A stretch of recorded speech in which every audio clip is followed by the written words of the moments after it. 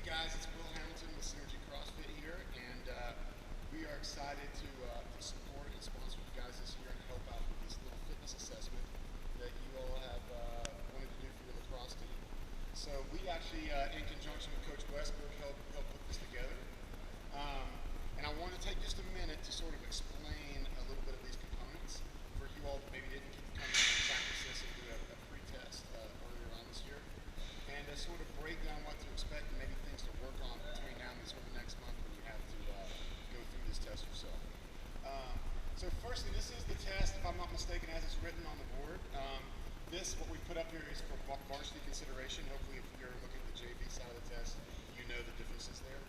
And what I'm going to do is just go through these movements, explain them, we'll have them demonstrated so you sort of know what to expect, and then you can sort of talk about how to break down this workout, maybe some things to work on whether you're at home or at a gym.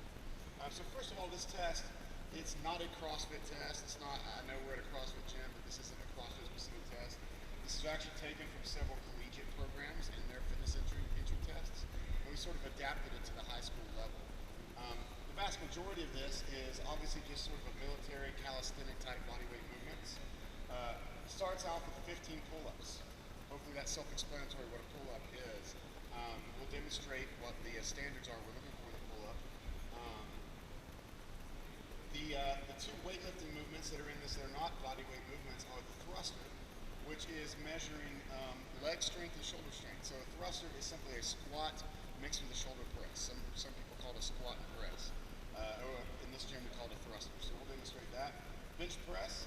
We've got 8 bench presses at body weight, and we'll certainly look at that. Then we go back to 50 sit-ups and 6 100-meter sprints. So the first thing you all need to know about this workout is this is not designed or intended to be done straight through.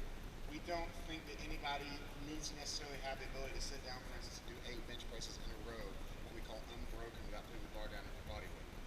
This is designed to take turns and twists within the test, just like the game of lacrosse is. So that being said, it requires a little bit of strategy, maybe a little bit of practice beforehand to know how you think you can attack this and know sort of how your body works best, sort of know what your capabilities are going to be on this. So for instance, you might do something like when that clock starts. Of course, there's a 10-minute time limit on this, is what's being considered for varsity. So when that clock starts, it's going to be counting down from 10 minutes. You may only be able to do 3 pull-ups in a row. So a way that I might do this is I might go right to the bar and do 3 pull-ups. I then might do 2 thrusters. I then might do 2 bench presses, 10 sit-ups, and 2 sprints. And I've taken roughly a fourth to a third of this workout at a time in one big chunk. And then I'll just go through that progression again and keep chipping away at it until the movements are all complete. So without getting too much more into that, let me just take a second to demonstrate sort of what these movements are, the ones that you probably aren't aware of. So come over here, I'm going to have Evan help us out and demonstrate for us. The first one is the pull-up. We're allowing any style of pull-up today. This does not have to be a strict pull-up. In other words, we can use the entire body. We allow what we call a kicking pull-up, using the hips and using the core to help assist our chin up over the bar. It's not the same thing as you would see in the military, but it's actually much more sport specific because in the game of lacrosse, you're never in a strict position where you're just sitting here and throwing a ball in one strict motion. You're using your entire body in every angle and every direction in your sport. So this fitness test is therefore going to mimic that. So for a strict pull-up, it's pretty self-explanatory. We're going to jump up to the bar. He's going to use an overhand grip. He's simply going to pull himself up. His arms are full extension at the bottom. So we're not starting with bent arms. We're not cheating. We're not jumping up to the bar. He starts the full extension. He pulls his chin up and over the bar, right back down to full extension, and then he can pull himself right back up. So that's the strict pull-up. That's obviously your first option in doing this.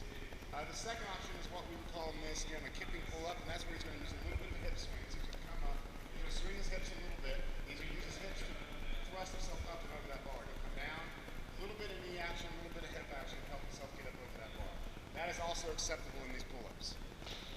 All right, the next movement is the bench press.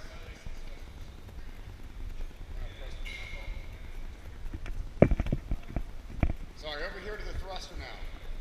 The thruster is just a squat mixed with a shoulder press. We've got 95 pounds on the bar. Hopefully, if you've been working this, you can squat at least 95 pounds.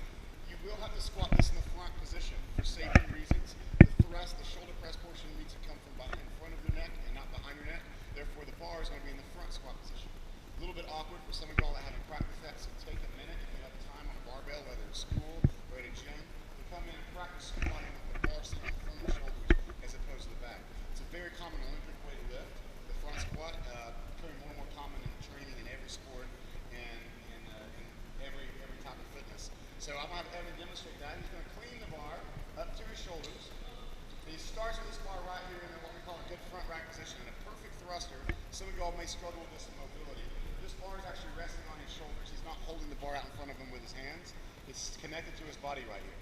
From this position, what we're looking for is he's going to descend into a squat where his butt goes just below his knee, so he's just below parallel, and he's going to come up. As he comes up the last 10%, he's going to thrust that bar off his shoulders and over his head. One more time, he's going to go back to his shoulders now.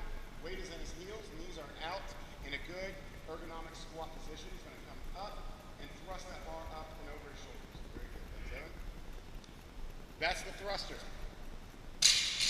This isn't meant to be a strict squat and then a strict press. We use momentum out of the bottom of the squat to drive ourselves up. The last 10% of that squat, we use to sort of jump and thrust that bar up and over our head.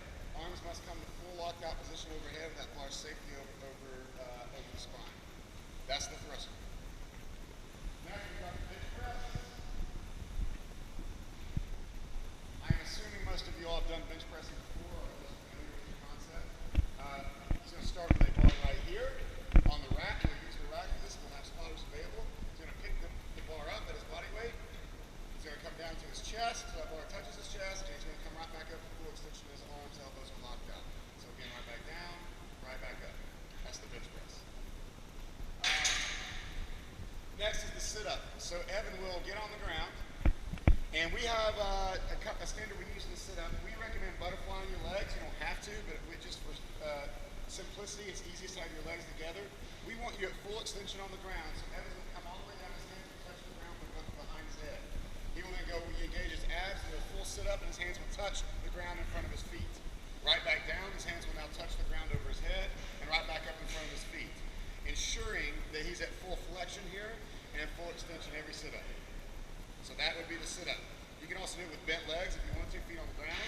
Just makes the reach a little bit harder and makes the momentum with the hip flexors engaged a little bit more difficult. So that's the sit-up. And then next, I probably don't need to demonstrate this, but we have a 100-meter sprint. Evan's going to go out there for a run. It's going to be down and back. We have some construction going on out here right now. So say this won't be here when we So that is the fit test. That's how the movements are demonstrated. And next what we'll do is we'll give you